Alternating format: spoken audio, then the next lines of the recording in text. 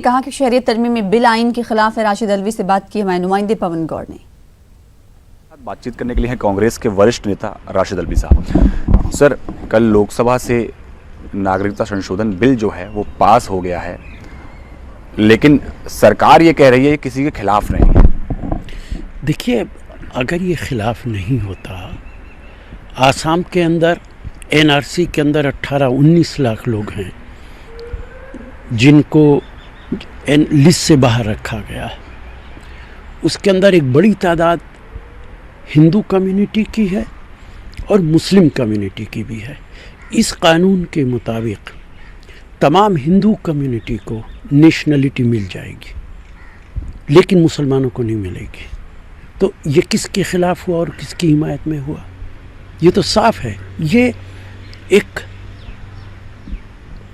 दुर्भाग्यपूर्ण है, संविधान के साथ मजाक है और इतिहास का एक काला दिन है जब पहली बार ऐसा हुआ है कि नागरिकता धर्म के बुनियाद पे दी जाएगी। देश की आज़ादी की लड़ाई जिन लोगों ने लड़ी थी, उन्होंने कभी सोचा भी नहीं होगा।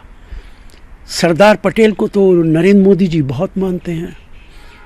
सरदार पटेल ने कभी सोचा नहीं होगा कि ऐसा वक्त भी देश के अंदर आएगा कि जब धर्म की बुनियाद पे नागरिकता दी जाएगी।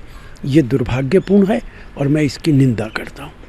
सर, कल जब गृह मंत्री संसद के अंदर बोल रहे थे तो उन्होंने कहा था कि देश का विभाजन जो था कांग्रेस ने वो धर्म के आधार पर है। उन्हें इतिहास पढ़ना चाहिए। देश का विभाजन जिन लोगों की जिम्मेदारी कर रहे हो, उन्होंने देश की आज़ादी दिलाई है अपना लहू देकर, जेलों में जाकर।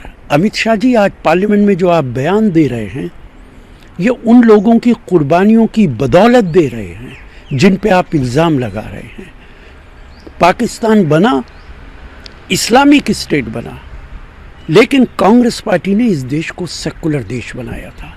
पाकिस्तान धर्म की बुनियाद पर बना था, हिंदुस्तान धर्म की बुनियाद पर नहीं बना था। अमित शाह जी को चाहिए कि इतिहास पढ़ें तो उनकी समझ में आ जाएगा। लेकिन सर, इस पूरे विवाद के अंदर पाकिस्तान भी कूद गया है। पाकिस्तान कह रहा है कि हिंदुस्तान के अंदर जो अल्पसंख्यक हैं उनके अधिकारों का हनन हो रहा है। देखिए, मैं कहूँगा कि पाकिस्तान के कूदने से फ़र्क नहीं पड़ता है। पूरी दुनिया में हमारी इमेज ख़राब जाएगी। पाकिस्तान तो हमारी एक एक गलती का फ़ायदा उठाएगा, पूरी दुनिया को बताएगा, और ये जो कानून है ये देश की इज्जत दुनिया में घटाएगा। धन्यवाद हमसे बात करने के लिए। कैमरामैन सत्यप्रकाश के साथ पवन गौर, नेटवर्क 18।